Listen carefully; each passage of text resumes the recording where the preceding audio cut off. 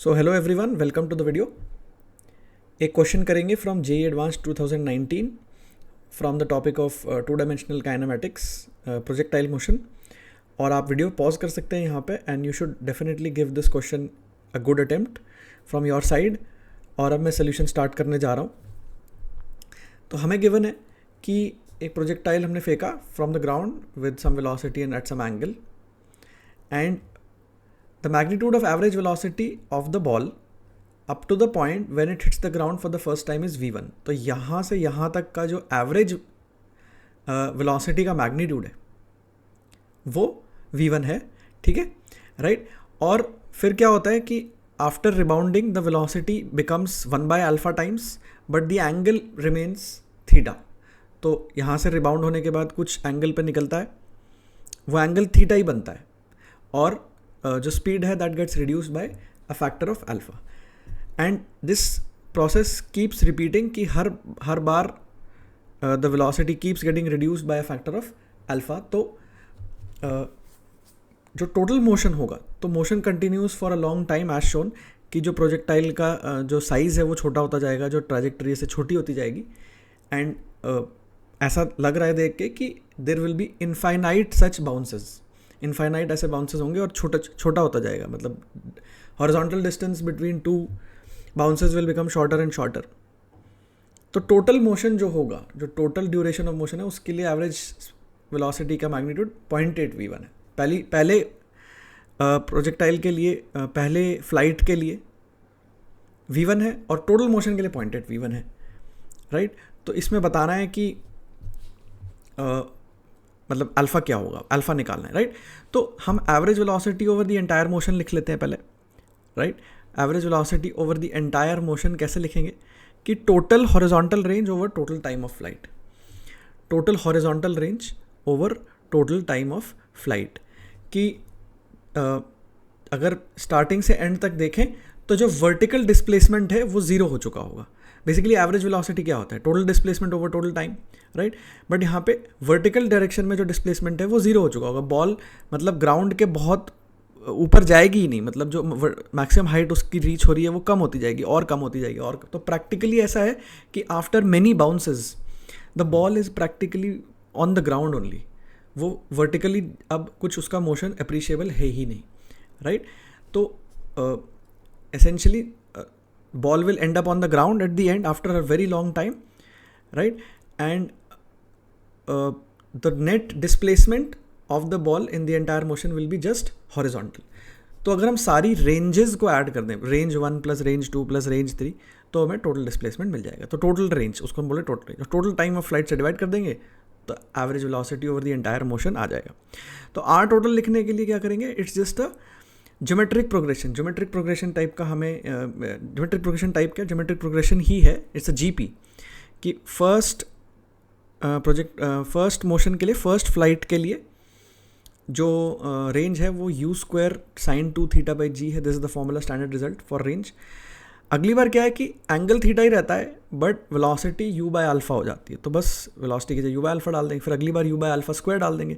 तो it is just कि ये चीज़ तो बाहर आ गई प्लस इनटू, और ये जो अंदर बच रहा है it's a geometric progression in terms of alpha, right, with a first term of 1 and a common ratio of 1/α², and it's an infinite GP, right.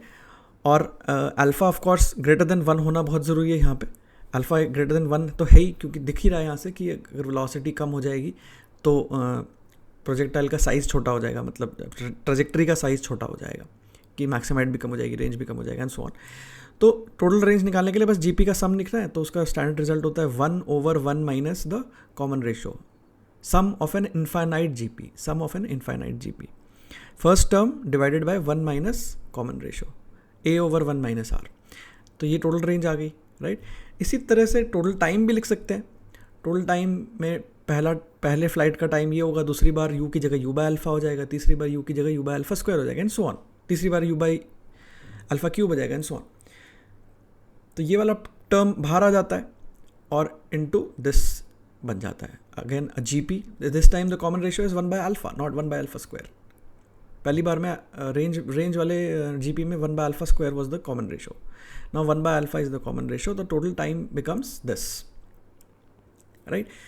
तो R total ये है जो पिछले पेज पे निकाला था, T total ये है, डिवाइड कर दिया, तो this becomes the average velocity over the entire motion.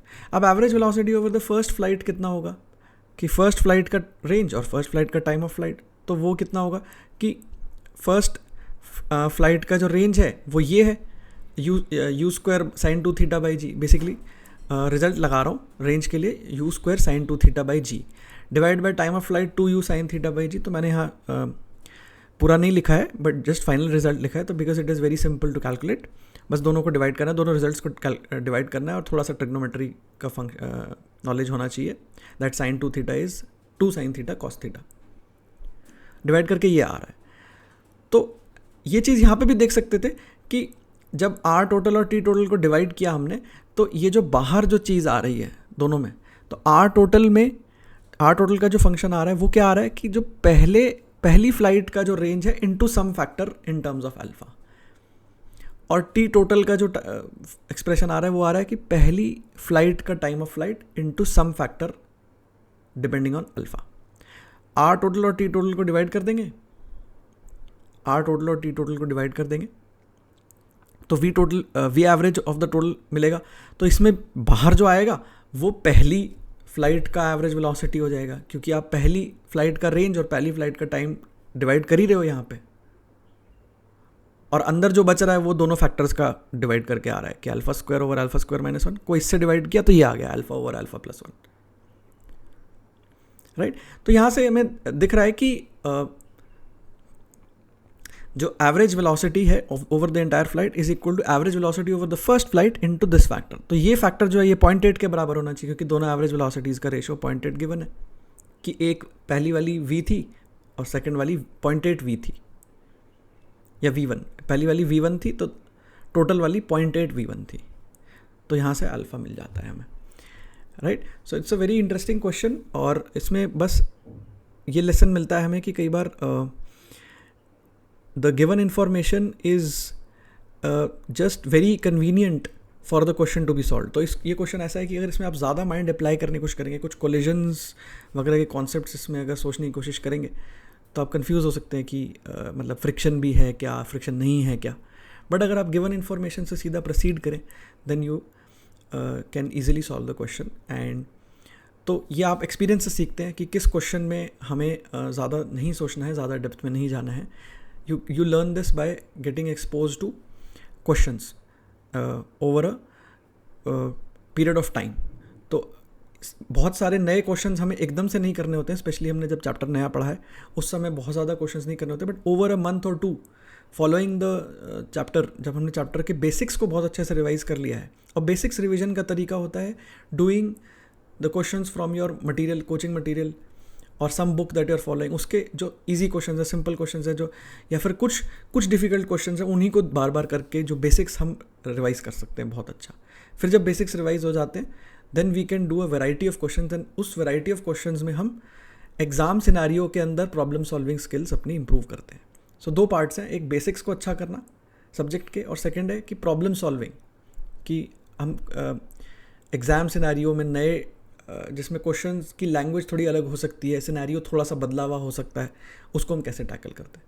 So I hope you like this video and you understood the solution, and keep practising, keep learning. Thanks for watching.